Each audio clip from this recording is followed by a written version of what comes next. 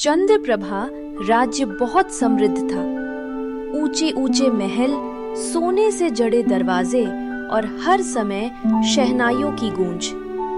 पर उसी वैभव के बीच पली थी राजा नामावर्मा की इकलौती बेटी राजकुमारी कुटुम्बा। राजकुमारी कुटुम्बा का स्वभाव बहुत ही शांत था। इतने वैभव में रहने के पश्चात राजकुमारी कुटुम्बा को एक साधारण जीवन जीने की इच्छा थी। राजकुमारी होने के बावजूद उसके जीवन का हर निर्णय पहले से तय था। क्या पहनना है, कैसे चलना है, किससे मिलना है, यहाँ तक कि किससे विवाह करना है। राजकुमारी, आपके बाल कितने सुंदर है, बिल्कुल नरम और मुलायम। क्या मैं आपसे एक प्रश्न कर सकती हूँ? क्यों नहीं राजकुमारी। सब मुझे कहते हैं कि आप कितनी सौभाग्यशाली हो, क्योंकि मैं एक राजकुमारी हूँ। मेरा हृदय तो साधारण जीवन जीने में है, ना कि वैभव में। राजकुमारी की यह बात सुनकर दासी आश्चर्य में पड़ गई और कुछ कह ना सकी। अक्सर राजकुमारी कुटुम्बा महल की सबसे ऊंची बालकनी में खड़ी होकर नीचे गांव को देखती। इन लोगों के पास शायद बहुत कुछ नहीं है, फिर भी इनके चेहरों पर कितना सुकून है। और मेरे पास सब कुछ है, फिर भी मैं खाली क्यों हूँ? उसे नहीं पता था कि उसका उत्तर वहीं नीचे मिट्टी में काम करता हुआ एक साधारण लड़का बनने वाला है। उस लड़के का नाम था अर्जुन। न कोई बड़ा घर, न ऊंचा ओहदा, बस मेहनती हाथ और सच्चा दिल। वह रोज महल में अनाज पहुंचाने आता। पहली बार जब उसने राजकुमारी कुटुम्बा को देखा तो नजरें अपने आप झुक गईं, पर कुटुम्बा की नजर ठहर गई। क्या तुम हर दिन यही काम करते हो? जी राजकुमारी, पेट भरने का यही रास्ता है। उस जवाब में कोई शिकायत नहीं थी, बस स्वीकार था। उसी दिन कुटुम्बा ने महसूस किया, ये लड़का अलग है। अब अर्जुन को महल के बगीचे में भी काम मिलने लगा और कुटुम्बा बिना वजह वहां आने लगी।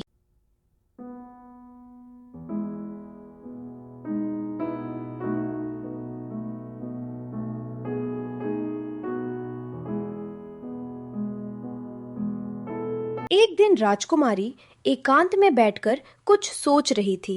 तभी एक आवाज सुनाई दी। आपको यहाँ अकेले बैठना अच्छा लगता है? अकेलेपन में मैं खुद को सुन पाती हूँ। अजीब बात है, मैं पूरी दुनिया में अकेला हूँ, फिर भी खुद से भागता रहता हूँ। उन दोनों को समझ आ गया था, ये दोस्ती नहीं है। पर दोनों चुप थे, क्योंकि दोनों जानते थे दूरी बहुत बड़ी है। एक शाम बारिश हो रही थी। बगीचे में सिर्फ वही दोनों थे। राजकुमारी, अगर आप बारिश में ऐसे भीगती रही तो आपको ठंड लग जाएगी। ये मेरी सबसे मनपसंद जगह है, पर तुम्हें इस जगह के बारे में कैसे मालूम?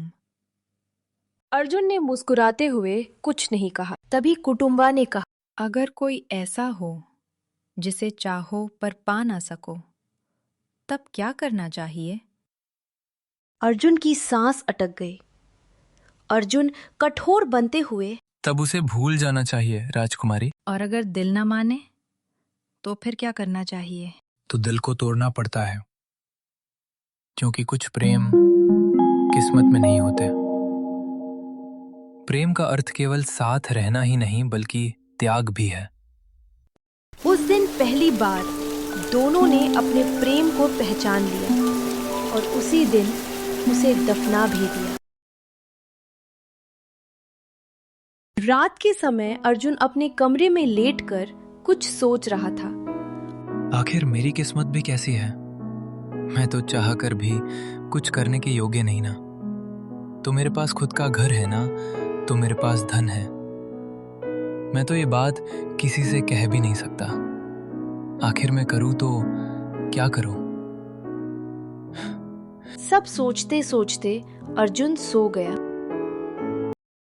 कुछ ही दिनों बाद राज्यसभा में घोषणा हुई, राजकुमारी कुटुंबा का विवाह राजकुमार वीरसेन से तय किया जाता है।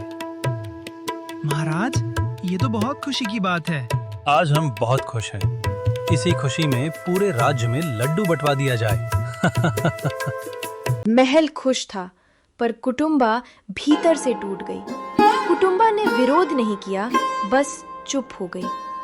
उस रात वह अर्जुन से मिलने पहुंची।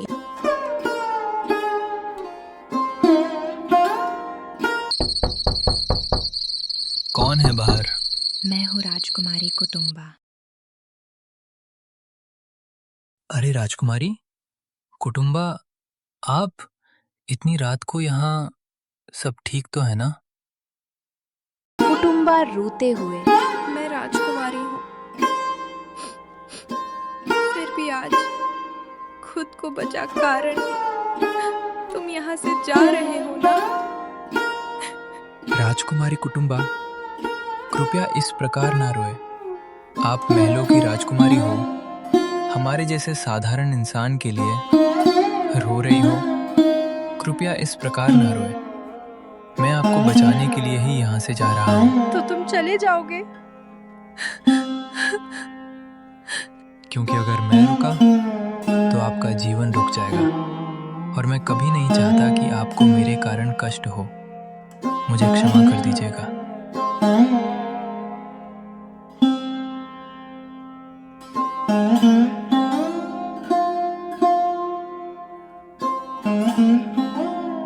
कुटुंबा की मुस्कान खो गई। वह चुप चुप रहने लगी।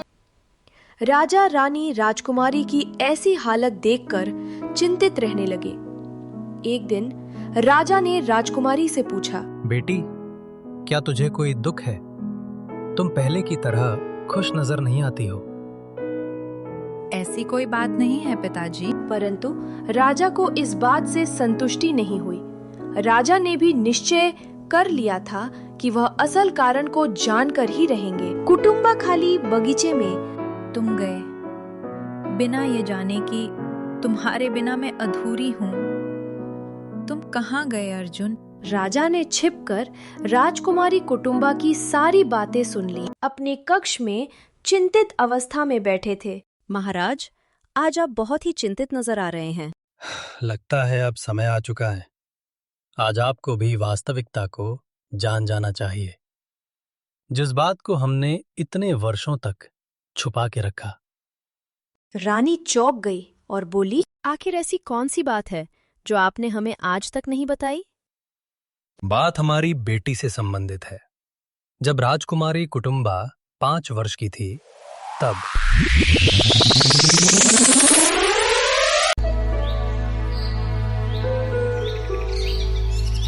पिताजी, अभी हम कहाँ जा रहे हैं? बेटा, अभी हम साधु बाबा के पास जा रहे हैं। वही बरगद के नीचे बैठे हरि कमल बाबा बैठे थे। उनकी आसपास एक शांतिपूर्ण सकारात्मक ऊर्जा थी। प्रणाम बाबा, कृपया हमारा प्रणाम स्वीकार करें। बाबा। प्रणाम बाबा। आयुष्मान भव। तू जिस बात को अपने मन में लेकर आया है, तुझे आज उसका जवाब मिल जाएगा। क्या तुझ में सामर्थ्य है सच्चाई को सुनने की? मुझे तो कुछ समझ ही नहीं आ रहा है बाबा, आप ही कुछ समझाइए। तुम्हारी बेटी कोई साधारण कन्या नहीं है राजन। तेरी कन्या के ऊपर एक जन्म से श्राप है। अगर वो समय से पहले श्राप से मुक्त नहीं हुई तो उसकी मृत्यु हो जाएगी। तेरी पुत्री का विवाह उसी से होगा जो इन 3 प्रश्नों का सही उत्तर देगा। यहां से 10 मील दूर उत्तर की दिशा में कालिमामय जंगल है, जिस पर सोने का आम लगा है। वहां पर काले आम के पेड़ की रक्षा करने वाला एक राक्षस है। वहां फल लेने आने वाले से हमेशा वहां 3 प्रश्न करता है, और जो उत्तर नहीं दे पाता तो वो सभी उसको पत्थर बना देता है। महाराज, अब मुझे आप ये बात बता रहे हैं? आपने एक बार भी मुझे ये बात बताने का प्रयास नहीं किया। मैं ये बात तुम्हें कभी कह ही नहीं पाया। जब यह बात राजकुमार वीरसेन के परिवार वालों को पता चली, उन्होंने विवाह के लिए मना कर दिया। हम अपने पुत्र का विवाह उससे नहीं कराएंगे। हम अपने बेटे का विवाह ऐसी शापित लड़की से नहीं कर सकते। राजा ने राज्य में घोषणा करवाई। सुनो सुनो सुनो, राजकुमारी कुटुंबा के लिए जो कोई भी कालिमामय जंगल से सोने के आम लेकर आएगा, उसका विवाह राजकुमारी कुटुंबा के साथ होगा। लोग आपस में बात करने लगे। अरे वो जंगल तो बड़ा भयंकर है। वहां जाते तो सभी हैं, पर लौटकर नहीं आते हैं। कोई मूर्ख ही होगा जो उस जंगल में जाएगा। जैसे ही यह बात अर्जुन को मालूम हुई, वह राजा के पास गया। तुम भी परीक्षा देना चाहते हो? क्या नाम है तुम्हारा लड़के? प्रणाम महाराज, मेरा नाम अर्जुन है। मैं परीक्षा देना चाहता हूँ। अर्जुन का आत्मविश्वास और निश्चय देखकर महाराज भी चौंक गए। उन्होंने पूछा, हम प्रसन्न हुए तुम्हारी हिम्मत को देखकर। क्या तुम्हें अपने प्राणों का भय नहीं लगता? साहस के समक्ष भय का कोई महत्व नहीं। जब प्राण को खोने का भय नहीं तो मृत्यु से भय कैसा? महामंत्री जी, कल अर्जुन को कालिमामयी जंगल तक ले जाने की व्यवस्था की जाए। जी महाराज। अगले दिन सेनापति और कुछ अन्य अधिकारी अर्जुन को जंगल तक ले गए। इसके आगे तुम्हें स्वयं जाना होगा। अभी तो यहाँ सूर्य की किरण पड़ रही है, परंतु तुम्हारे भीतर जाते ही धीरे धीरे अंधकार छा जाएगा। हम आशा करते हैं तुम अपने कार्यों में जरूर सफल होगे। उन्होंने अर्जुन को पूरा रास्ता समझाया। आपका बहुत बहुत धन्यवाद मुझे मार्ग बताने के लिए। अर्जुन अकेले जंगल की ओर निकल गया। आपको क्या लगता है, ये लड़का वापस आएगा? पता नहीं, इससे पहले तो 67 लोग जा चुके हैं, पर कभी वापस नहीं लौटे। उधर अर्जुन जंगल में अंदर बढ़ता गया। जंगल के अंदर एक अलग ही नजारा था, जिसे अर्जुन देखकर चौंक गया।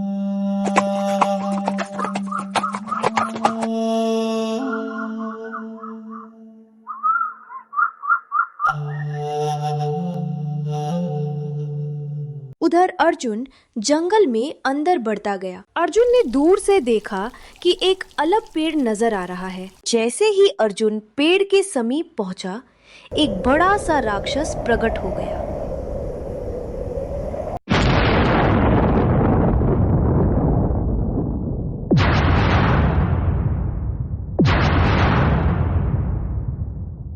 वह राक्षस बहुत ही भयंकर दिखाई दे रहा था। कौन है तू? क्या लेने आया है तू? चला जा यहाँ से, नहीं तो जीवित नहीं जाएगा। मैं यहाँ वही सोने का आम लेने आया हूँ, जिसके लिए पहले यहाँ बहुत लोग आ चुके हैं। मतलब मरने आया है तू? यहाँ सोने का आम ले जाने से पहले तुझे मेरे 3 प्रश्नों के उत्तर देने होंगे। यदि तू मेरे प्रश्नों के उत्तर नहीं दे पाया, मैं तुझे यहाँ पत्थर बना दूंगा। आप प्रश्न करिए। मैं जन्म से ही बूढ़ा हूँ, पर कभी जवान नहीं हुआ। सब मुझे रोज देखते हैं, पर आज तक किसी ने छुआ नहीं। बताओ, कौन है वह? अर्जुन ने कुछ समय सोचा और झट से बोला, आकाश। न कभी पैदा हुआ, न उम्र बढ़ती है, न नया होता है, यानी जन्म से ही बूढ़ा। अरे वाह, तुम तो बहुत समझदार हो। ये लो मेरा अगला प्रश्न। न मेरा घर, न मेरा नाम, फिर भी सब मुझे पहचाने। मैं बिना आए सब कुछ बदल दूं और आकर भी दिखाई न दूं। काल। यदि तुमने इस प्रश्न का उत्तर नहीं दिया, तो मैं तुम्हें इसी शरण पत्थर बना दूंगा। राजा का भी राजा हूं, भिखारी का भी साथी। जिसे पा लिया वो रोए, जिसे खो दिया वो भी रोए। बताओ, कौन है वो? अर्जुन थोड़ा सोच में पड़ गया। वह अर्जुन को पत्थर बनाने वाला ही था। तभी अर्जुन ने कहा, मन। मैं इस प्रश्न का उत्तर कैसे मालूम? राजा के पास सत्ता होती है, लेकिन राजा का फैसला भी उसके मन से चलता है। यानी जो राजा को भी नचाए, वही राजा का राजा। हम तुम्हारी बुद्धिमता और तुम्हारे उत्तर को सुनकर बहुत प्रसन्न हुए। मांगो, तुम्हें क्या चाहिए? आपने जितने भी यहाँ आने वालों को पत्थर बनाया है, उन सबको मुक्त कर दीजिए। राक्षस ने उन सभी को मुक्त कर दिया। राक्षस ने खुश होकर अर्जुन को सोने का आम दे दिया। अर्जुन वहां से सोने का आम लेकर चला गया। आज से पहले मैंने इतना सुंदर जंगल कभी नहीं देखा।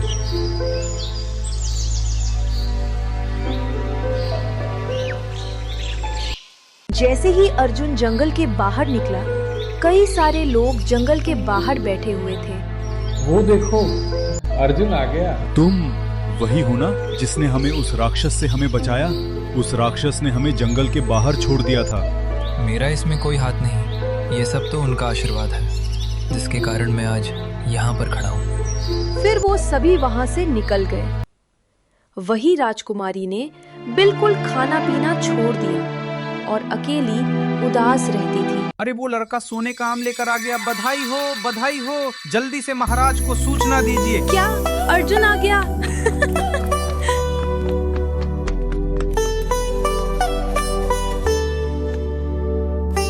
उन्होंने जब एक दूसरे को देखा तो दोनों के चेहरे पर खुशी लौट आई।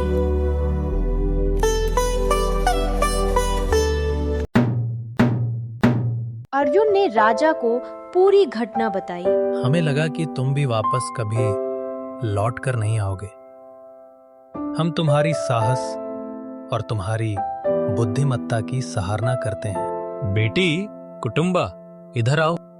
जी पिताजी। ये है वही लड़का है ना जिससे तुम प्रेम करती थी? जी पिताजी। हम तुम्हारे प्रेम और तुम्हारे त्याग से प्रसन्न हुए कुटुंबा। हम घोषणा करते हैं कि राजकुमारी का विवाह अर्जुन के साथ ही होगा। हम ये भी घोषणा करते हैं कि 67 लोगों को 1000 सोने की मुद्राएं भेंट में दी जाए। ये भेंट उनकी साहस और उनकी सम्मान के लिए है।